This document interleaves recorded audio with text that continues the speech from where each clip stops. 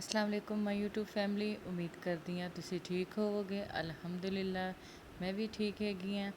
ਅੱਜ ਮੈਂ ਤੁਹਾਡੇ ਨਾਲ ਸ਼ੇਅਰ ਕਰਨੇ ਜਾ ਰਹੀ ਹਾਂ ਪਰਾਠਾ ਰੋਲ, ਤੇ ਬਹੁਤ ਹੀ ਟੇਸਟੀ ਤੇ ਬਹੁਤ ਹੀ ਮਜ਼ੇਦਾਰ ਬਣਦੀ ਹੈ। ਤੇ ਇਹ ਮੈਂ ਪਰਾਠੇ ਰੋਲ ਦੀ ਡੋ ਗੁੰਨ ਰਹੀ ਹਾਂ, ਤੇ ਇਹਦੇ ਵਿੱਚ 3 ਤੋਂ 4 ਚਮਚ ਸਿਰਫ ਘਿਓ ਦੇ ਪਾ ਦੇਣੇ ਨੇ, ਘੀ ਦੇ। ਤੇ ਇਹਨੂੰ ਹੱਥ ਦੇ ਨਾਲ ਅੱਛੀ ਤਰ੍ਹਾਂ ਆਟੇ ਨੂੰ ਮੈਂ ਮਸਲ ਲੈਣਾ ਵਾ। ਮਸਲਣ ਤੋਂ ਬਾਅਦ ਪਾਣੀ ਡਾਲ ਕੇ ਇਹਨੂੰ ਮੈਂ ਅੱਛੀ ਤਰ੍ਹਾਂ ਇਹਦੀ ਡੋ ਗੁੰਨ ਲੈਣੀ ਹੈ। ਇਹ ਬਹੁਤ ਹੀ ਮਜ਼ੇਦਾਰ ਟੇਸਟੀ ਪਰਾਠਾ ਸਾਡਾ ਬਣੇਗਾ। ਇਹਦੇ ਵਿੱਚ ਕੋਈ ਨਮਕ ਨਹੀਂ ਤੇ ਕੋਈ ਐਕਸਟਰਾ ਚੀਜ਼ ਨਹੀਂ ਡਾਲਣੀ। ਤੇ ਯਕੀਨ ਮੰਨੋ, ਇਹ ਤੁਸੀਂ ਬਿਨਾਂ ਨਮਕ ਤੋਂ ਪਰਾਠਾ ਬਣਾ ਕੇ ਖਾਈਓ ਤੇ ਬਹੁਤ ਹੀ ਮਜ਼ੇਦਾਰ ਬਣਦਾ। ਸਿਰਫ ਤੁਸੀਂ ਗੁੰਨਣ ਦਾ ਤਰੀਕਾ ਵੇਖਿਓ। ਇਸ ਤਰ੍ਹਾਂ ਤੁਸੀਂ ਗੁੰਨੋਗੇ ਨਾ, ਤੇ ਪਰਾਠਾ ਤੁਹਾਡਾ ਜਿਸ ਤਰ੍ਹਾਂ ਦਾ ਵੀ ਦਿਲ ਕਰੇਗਾ ਨਾ, ਉਸ ਤਰ੍ਹਾਂ ਦਾ ਬਣਾ ਕੇ ਖਾਈ ਤੇ ਬੜਾ ਹੀ ਕਰੰਚੀ ਤੇ ਬਹੁਤ ਹੀ ਸੌਫਟ ਬਣਦਾ ਹੈ, ਖਸਤਾ ਬਣਦਾ ਹੈ, ਬਹੁਤ ਹੀ ਮਜ਼ੇਦਾਰ। ਤੇ ਜਿਸ ਤਰ੍ਹਾਂ ਕਹਿੰਦੇ ਆ ਨਾ ਕਿ ਅਲੱਗਾ ਅਲੱਗਾ ਵਰਕੇ ਬਣਦੇ ਆ, ਇਸ ਤਰ੍ਹਾਂ ਬਣਦੇ ਨੇ। ਤੇ ਯਕੀਨ ਮੰਨੋ, ਬਹੁਤ ਹੀ ਮਜ਼ੇਦਾਰ ਪਰਾਠਾ ਬਣੇਗਾ ਤੁਹਾਡਾ। ਸਿਰਫ ਤੁਸੀਂ ਮੇਰਾ ਤਰੀਕਾ ਵੇਖੋ ਆਟਾ ਗੁੰਨਣ ਦਾ, ਤੁਸੀਂ ਸੇਮ ਇਹੀ ਪ੍ਰੋਸੀਜਰ ਕਰਿਓ। ਫਿਰ ਤੁਸੀਂ ਇਸ ਤਰ੍ਹਾਂ ਆਟਾ ਗੁੰਨ ਕੇ ਮੈਨੂੰ ਜ਼ਰੂਰ ਦੱਸਿਓ ਕਿ ਤੁਹਾਨੂੰ ਕਿਵੇਂ ਦਾ ਲੱਗਿਆ ਮੇਰਾ ਗੁੰਨਿਆ ਹੋਇਆ ਆਟਾ। ਤੇ ਬਸ ਤੁਸੀਂ ਵੀ ਸੋਚਦੇ ਹੋਗੇ ਕਿ ਅੱਜ 3-4 ਦਿਨ ਬਾਅਦ ਆਪੀ ਨੇ ਵੀਡੀਓ ਡਾਲੀ ਹੈ। ਬਸ ਕੁਛ ਮਸਰੂਫੀਆਤ ਨੇ। ਬਸ ਮਕਾਨ ਅੱਜ ਕੱਲ੍ਹ ਦੇਖ ਰਹੇ ਹਾਂ ਆਪਣੇ ਲਈ, ਕਿਉਂਕਿ ਸਾਡਾ ਇੱਥੇ ਟਾਈਮ ਪੂਰਾ ਹੋ ਗਿਆ। ਰੈਂਟ ਦਾ ਘਰ ਹੈ ਸਾਡਾ, ਤੇ ਬਸ ਉਹੀ ਹੁਣ ਦੇਖ ਰਹੇ ਨੇ। ਦੇਖੋ, ਬਸ ਦੁਆ ਕਰਿਓ ਕਿ ਅੱਛਾ ਨਸੀਬ ਵਾਲਾ ਘਰ ਹੋਵੇ ਸਾਡੇ ਲਈ। ਬਸ ਮੈਂ ਆਪਣੇ ਹਸਬੈਂਡ ਨੂੰ ਕਿਹਾ, ਘਰ ਤੁਸੀਂ ਜਦੋਂ ਵੇਖਣਾ ਤਾਂ ਕਿਚਨ ਖੂਬਸੂਰਤ ਹੋਣਾ ਚਾਹੀਦਾ। ਮੈਨੂੰ ਹੋਰ ਕੋਈ ਕੰਮ ਨਹੀਂ, ਮੈਨੂੰ ਕਿਚਨ ਦਾ ਕੰਮ ਹੈ ਬਸ।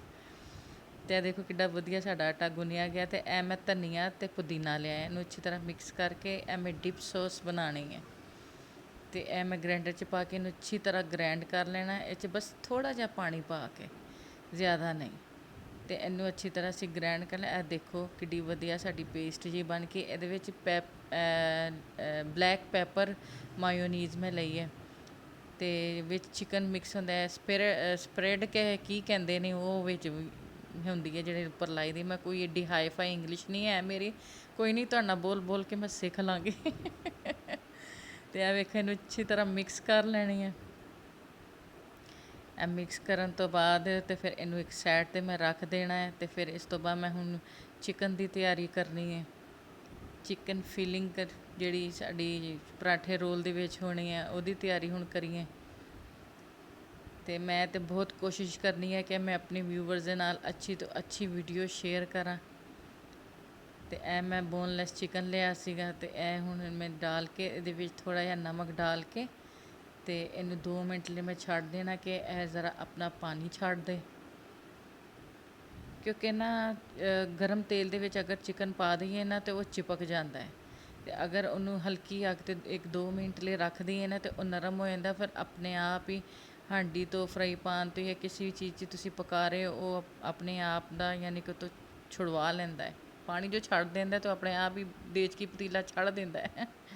ਆ ਵੇਖੋ ਕਿੱਡਾ ਵਧੀਆ ਸਾਡਾ ਚਿਕਨ ਹੋ ਗਿਆ। ਜਦੋਂ ਦੇਖੋ ਪਾਣੀ ਛੱਡ ਦਿੱਤਾ ਨਾ, ਤੇ ਇਹਦੇ ਵਿੱਚ ਫਿਰ ਤੁਸੀਂ ਸਿਰਕਾ ਪਾ ਦੇਣਾ।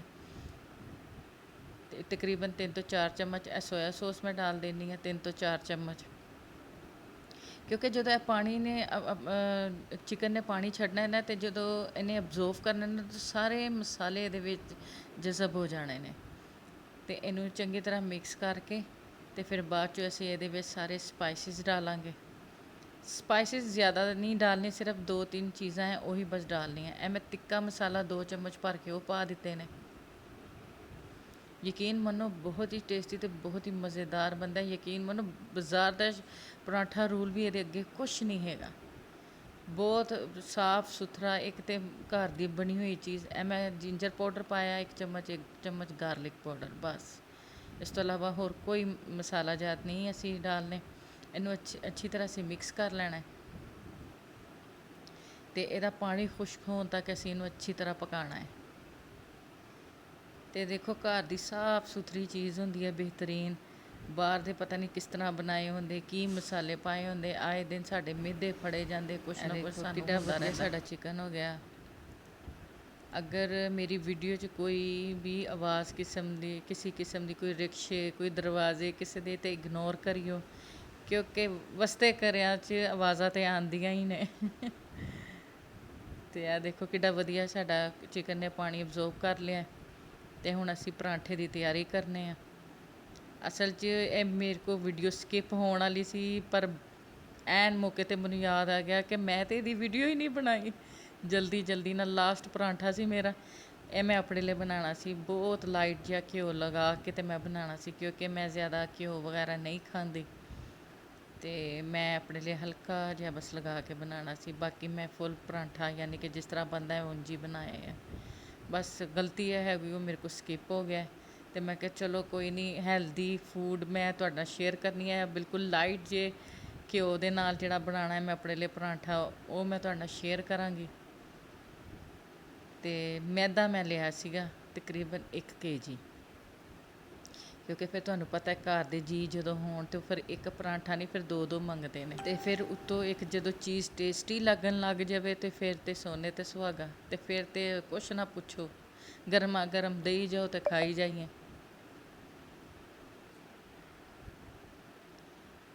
ਤੇ ਇਹ ਦੇਖੋ ਸਾਡਾ, ਮੈਂ ਇਹਨੂੰ ਦਸਤਰਖਾਨ ਦੇ ਨਾਲ ਅੱਛੀ ਤਰ੍ਹਾਂ ਤਵੇ ਦੇ ਉੱਤੇ ਰੋਟੀ ਨੂੰ ਸੇਕ ਲੈਣਾ। ਅਸਲ 'ਚ ਸਾਡੀ ਗੈਸ ਚਲੀ ਗਈ ਸੀਗੀ, ਫਿਰ ਮੈਨੂੰ ਸਿਲੰਡਰ 'ਤੇ ਬਣਾਉਣੇ ਪਏ। ਸਿਲੰਡਰ ਨੇ ਤੇ ਕੋਈ ਇੰਨੀ ਖਾਸ ਮਜ਼ੇ ਦੀ ਚੀਜ਼ ਨਹੀਂ ਬਣਦੀ, ਬਹੁਤ ਅਜੀਬ ਜਿਹਾ ਉਹਦੀ ਗੈਸ ਹੁੰਦੀ ਹੈ, ਕਿਤੋਂ ਰੋਟੀ ਜਲ ਜਾਂਦੀ ਹੈ ਪਰ ਮੈਂ ਬੜੀ ਇਹਤਿਆਤ ਨਾਲ ਰੋਟੀ ਪਕਾਈ ਹੈ ਕਿ ਮੇਰੀ ਰੋਟੀ ਨਾ ਜਲੇ ਬਸ।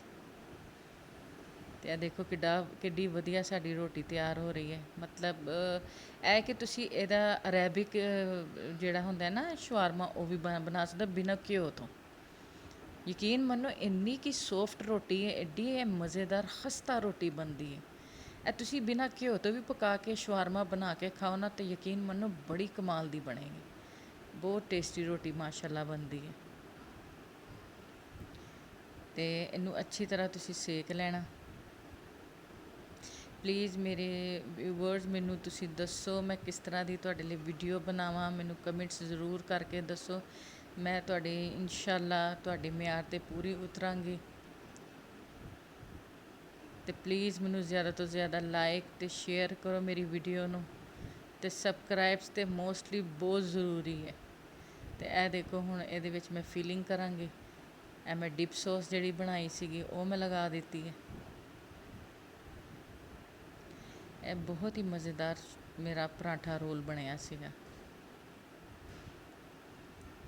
ਤੁਸੀਂ ਯਕੀਨ ਜਾਣੋ ਕਿ ਕਮਾਲ ਹੋ ਗਿਆ ਸੀਗਾ। ਬੱਚੇ ਮੇਰੇ ਹਸਬੈਂਡ ਨੇ, ਅਸਲ 'ਚ ਮੈਂ ਜ਼ਰਾ ਖੋਲ੍ਹ ਕੇ ਵੀਡੀਓ ਵੀ ਅੱਜ ਕੱਲ੍ਹ ਨਹੀਂ ਨਾ ਬਣਾਈ, ਹਾਲੇ ਸ਼ੁਰੂਆਤ ਹੈ ਮੇਰੀ। ਮੈਂ ਕਹਿੰਦੀ ਕਿਤੇ ਮੇਰੇ ਹਸਬੈਂਡ ਨਾ ਗੁੱਸਾ ਕਰ ਜਾਣ, ਬੱਚੇ ਨਾ ਬੋਲਣ ਲੱਗ ਪੈਣ।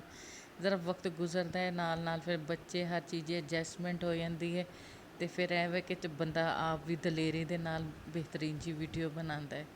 ਤੁਸੀਂ ਮੇਰੀ ਹੌਸਲਾ ਅਫਜ਼ਾਈ ਜ਼ਰਾ ਕਰਿਓ, ਮੈਨੂੰ ਜ਼ਰਾ ਦਲੇਰੀ ਦਿਓ, ਮੇਰੀ ਵੀਡੀਓ ਨੂੰ ਜ਼ਿਆਦਾ ਤੋਂ ਜ਼ਿਆਦਾ ਸ਼ੇਅਰ ਕਰੋ ਕਿ ਮੇਰੇ ਹਸਬੈਂਡ ਨੂੰ, ਮੇਰੇ ਬੱਚਿਆਂ ਨੂੰ ਵੀ ਪਤਾ ਲੱਗੇ ਕਿ ਵਾਕਈ ਸਾਡੀ ਮਮਾ 'ਚ ਮੇਰੇ ਸ਼ੌਹਰ ਕਹਿਣ ਮੇਰੀ ਬੀਵੀ 'ਚ ਕੋਈ ਇੰਨੀ ਹਿੰਮਤ ਹੈ ਵਾ, ਕੁਛ ਕਰ ਸਕਦੀ ਹੈ। ਬਸ ਤੁਸੀਂ ਮੇਰੀ ਜ਼ਿੰਦਗੀ 'ਚ ਮੇਰੇ ਮੇਨ ਰੋਲ ਤੁਸੀਂ ਹੀ ਹੋ, ਜਿਨ੍ਹਾਂ ਨੇ ਮੈਨੂੰ ਪਾਸ ਵੀ ਤੁਸੀਂ ਕਰਨਾ ਹੈ ਅਤੇ ਫੇਲ ਵੀ ਤੁਸੀਂ ਕਰਨਾ ਹੈ। ਅਤੇ ਮੈਂ ਬਸ ਚਾਹੁੰਦੀ ਹਾਂ ਕਿ ਤੁਸੀਂ ਮੈਨੂੰ ਦੱਸਿਓ ਕਿ ਮੈਂ ਚੀਜ਼ਾਂ ਅੱਛੀਆਂ ਬਣਾਈਆਂ, ਬੁਰੀਆਂ ਬਣਾਈਆਂ, ਮਜ਼ੀਦ ਅੱਛਾ ਕਿਸ ਤਰ੍ਹਾਂ ਕਰਾਂ, ਤੁਸੀਂ ਮੈਨੂੰ ਰਾਏ ਦੇਣੀ ਹੈ।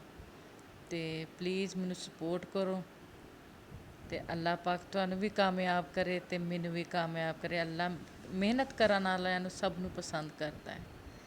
ਅਤੇ ਪਲੀਜ਼ ਮੈਨੂੰ ਲਾਈਕ ਅਤੇ ਸਬਸਕ੍ਰਾਈਬ ਜ਼ਰੂਰ ਕਰਿਓ, ਅਤੇ ਮੇਰੇ ਲਈ ਖ਼ਾਸ ਸਪੈਸ਼ਲ ਦੁਆ ਕਰਿਓ। ਮੈਂ ਵੀ ਤੁਹਾਡੇ ਲਈ ਸਭ ਲਈ ਦੁਆ ਕਰਾਂਗੀ, ਅਤੇ ਤੁਸੀਂ ਵੀ ਮੇਰੇ ਲਈ ਦੁਆ ਕਰਿਓ ਕਿ ਅੱਲਾਹ ਤੁਹਾਨੂੰ ਵੀ ਕਾਮਯਾਬ ਕਰੇ ਅਤੇ ਮੈਨੂੰ ਵੀ। ਓਕੇ ਜੀ, ਅੱਲਾਹ ਹਾਫਿਜ਼, ਦੁਆਵਾਂ 'ਚ ਯਾਦ ਰੱਖਿਓ।